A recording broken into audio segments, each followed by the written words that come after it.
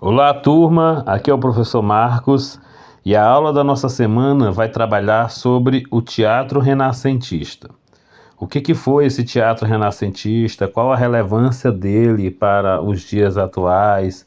De que forma esse teatro renascentista contribuiu para a história da arte, para a história do teatro? E quais eram as formas de teatro que surgiu a partir do teatro renascentista? Antes de entendermos o que foi o teatro renascentista, vamos relembrar que o Renascimento ele veio após a Idade Média. Idade Média é onde o teatro estava voltado para as questões religiosas, onde a igreja predominava e onde a igreja utilizou-se do teatro para propagar a fé. Já no Renascimento, as pessoas já estavam mais, de certa forma, libertas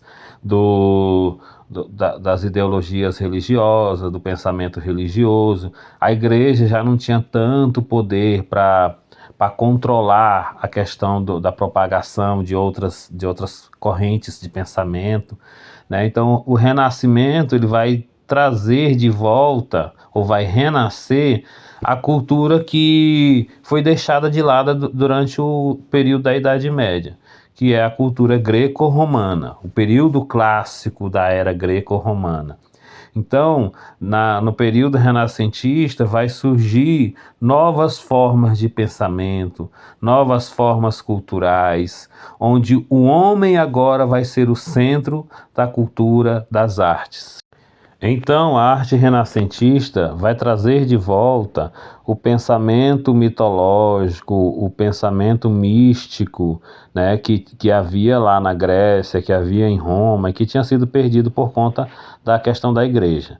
Então, a arte renascentista ela vai, influenciar o teatro, a pintura, todas as manifestações culturais e as manifestações também científica, vai influenciar também toda a questão científica, onde o homem vai se desenvolver muito mais nesse período renascentista.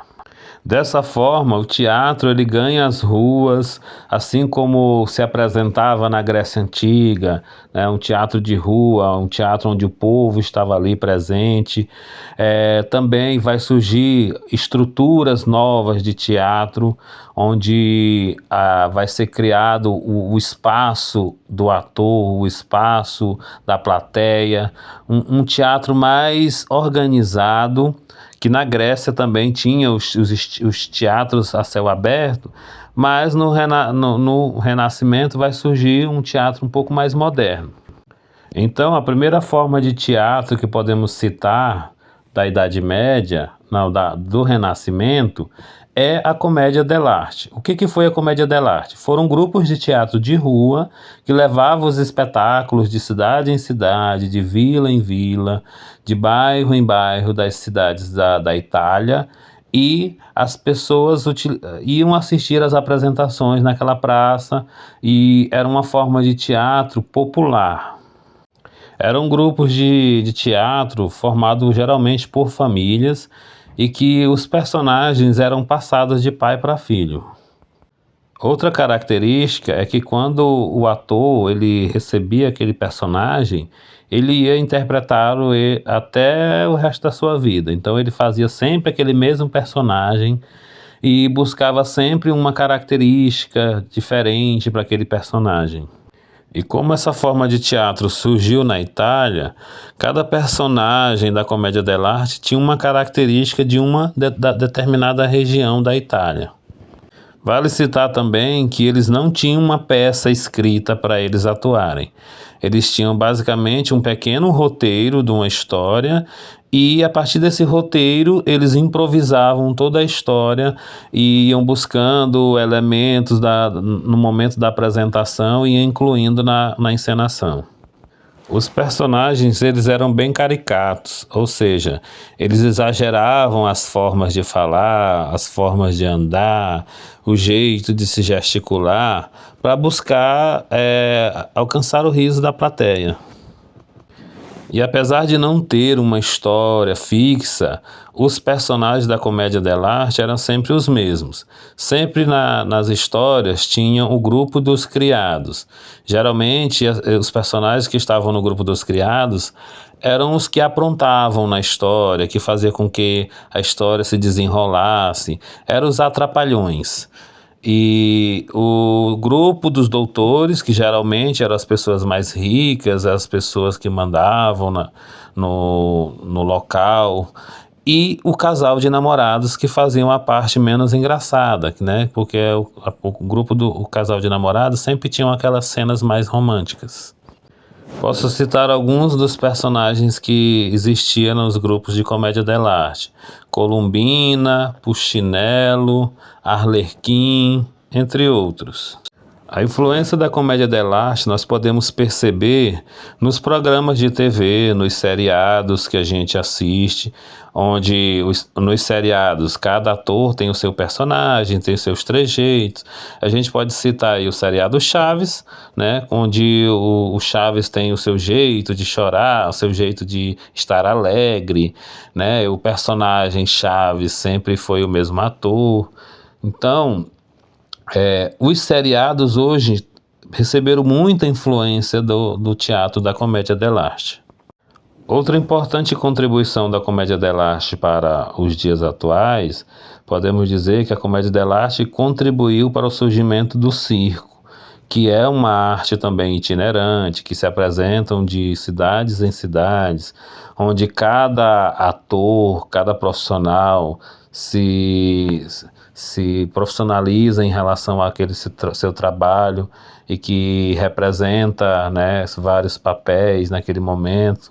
Então, o circo também pode ser uma espécie de comédia dell'arte moderna. Outra forma de teatro que também merece destaque nesse período renascentista é o teatro de palco, que vai ganhar mais força, vai ganhar mais estrutura, vai ser construídos em toda a Europa novos teatros mais modernos para a época.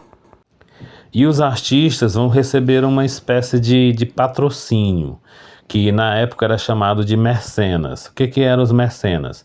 Eram as pessoas ricas da época que patrocinavam artistas para produzir as suas obras de arte.